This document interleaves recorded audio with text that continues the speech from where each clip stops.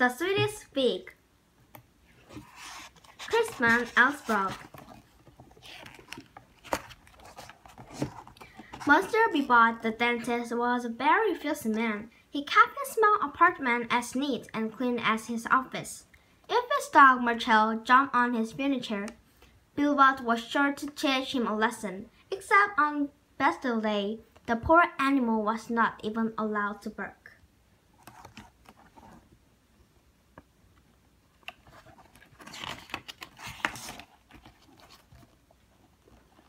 One morning, Bebot met an old woman waiting at his office door. She had a toothache and begged the dentist to help. "But you have no appointment," he told her. The woman moaned. Bebot looked at his watch. Perhaps there was time to make a few extra fancies. He took her inside and looked in her mouth. "This tooth must come out," he said with a smile. When he was done, the dentist said, "I will give some new pills to kill the pain." The old woman was very grateful. "I can't pay you in money, but I have so much better." She cut 2 figs from her pocket and handed them to Bebot. "Figs!" he said angrily. "These figs are very special," the woman whispered. "They can make your dreams come true." She wrinkled at him and put her fingers to her lips. It was clear to Bebot that the woman was crazy. He set the figs down and took her by the arm. Then she reminded him about the pills and said, "I'm sorry, only for paying customers," and shoved her out the door. That evening, Bebot took his little dog to the park. Poor Marcel loved to sniff the tree trunks and branches, but whenever he stopped, Bebot was pulled sharply on the leash. Just before going to bed, the dentist had a small snack. He sat at his dining room table and ate one of the figs the old woman had given him. It was delicious, possibly the finest, the sweetest fig he'd ever had. In the morning, Bebot dragged Marcel down the stairs for his morning walk.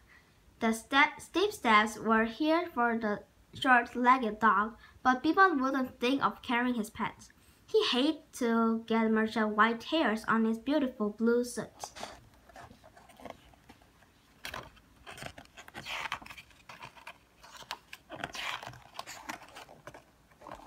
As he walked along the sidewalk, Bebot could not help but notice people looking at him. "They're admiring my suit," he thought, but when Bebot saw his reflection in the window on a cafe, he stopped in horror. He was dressed as only he's in underwear.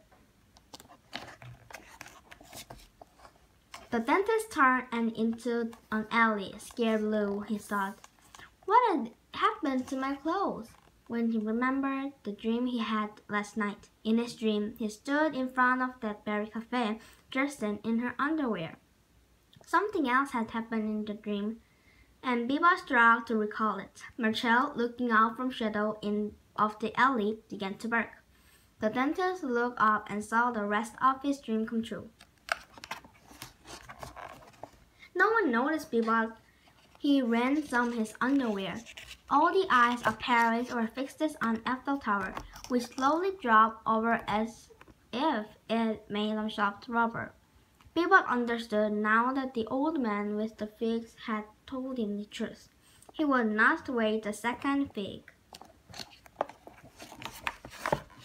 Over the next few weeks, as reconstruction of the Eiffel Tower began, the dentist read dozens of books of himself.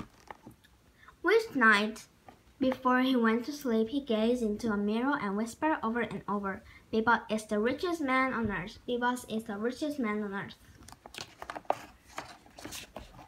Soon in his dreams, that's exactly what he was. As he slept, the dentist saw himself steering his speedboat, flying his airplane, and living in luxury of the Riverna.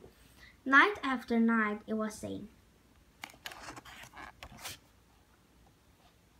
One evening, Bebot took the second fig from his cupboard. It was not last forever tonight, he thought. It's the night. He put the ripe fruit on a dish and sat on his table. Tomorrow he will wake up the richest man in the world. He looked down at Marcel and smiled. The little dog would not be coming alone. In his dreams, Bebop had great dances. As the dentist reached into his cupboard to take some cheese, he heard the crash of breaking china. He turned to see Michel standing on a chair with his front paws in the table, chewing the last off fig.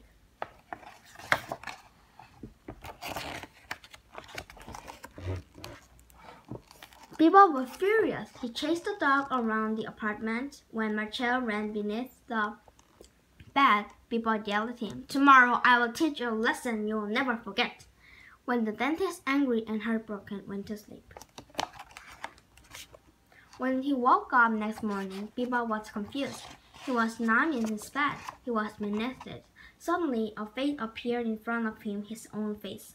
"Time for your walk," he said. "Come to Marcel." A hand reached out and grabbed him. Bebop tried to yell, but all he could do was bark. The end.